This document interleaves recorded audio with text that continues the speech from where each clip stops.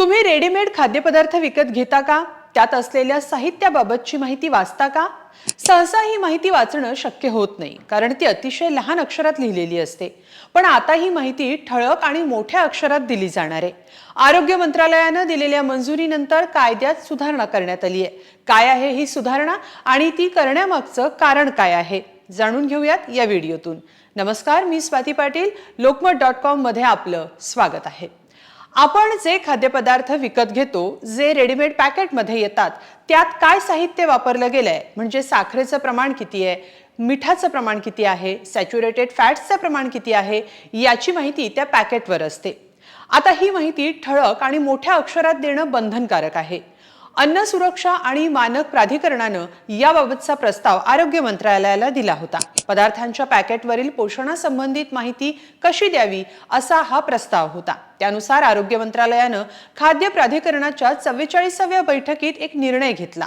खाद्य सुरक्षा आणि मानकं म्हणजे लेबलिंग आणि प्रदर्शन अधिनियम 2020 मध्ये यासाठी बदलत्या जीवनशैलीमुळे साखर आणि मिठाच्या अतिसेवनामुळे गंभीर आजार वाढलेत. चांगल्या आरोग्यासाठी यावर नियंत्रण ठेवण्यासाठीची ठोस पावलं उचलण्याची गरज व्यक्त होतीये. त्यामुळे पदार्थात पोषण मूल्य किती आहेत हे जाणून घ्यायला ग्राहकांना सक्षम करण्याच्या हेतूनं आरोग्य मंत्रालयानं या प्रस्तावाला मंजुरी दिली आहे.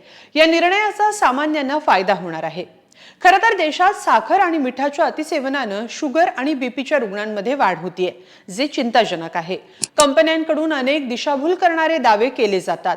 Packaged food juice 100% fruit juice म्हणून विकला जातो. कंपन्यांच्या मनमानीला आळा घालण्यासाठी हे पाऊल उचलण्यात येत असल्याचं सांगण्यात येत आहे. आता पॅक फूड मध्ये जे खाद्यपदार्थ आहेत, त्यात असलेली साखर, मीठ, फॅट्स याचा तपशील मोठ्या आणि ठळक अक्षरात असेल तर लोकांना त्याबाबतची माहिती सहज मिळू शकणार आहे.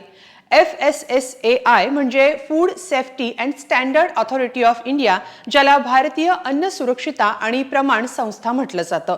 या संस्थेच्या म्हणण्यानुसार पोषण मूल्यांबाबतच्या ठळक माहितीमुळे सामान्यांना फायदा होणार आहे. अनेक आजारांचा सामना करणाऱ्यांना उत्पादनाच्या पोषण मूल्यांबाबत माहिती नसते, त्यामुळे चुकीचे घटक अधिक प्रमाणात सेवन केले जातात.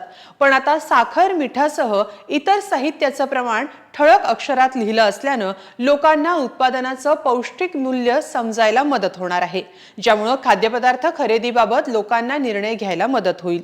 तसंच कोणत्याही कंपन्यांना पोषण मूल्याच्या प्रमाणावरून ग्राहकांची फसवणूक करता येणार नाही.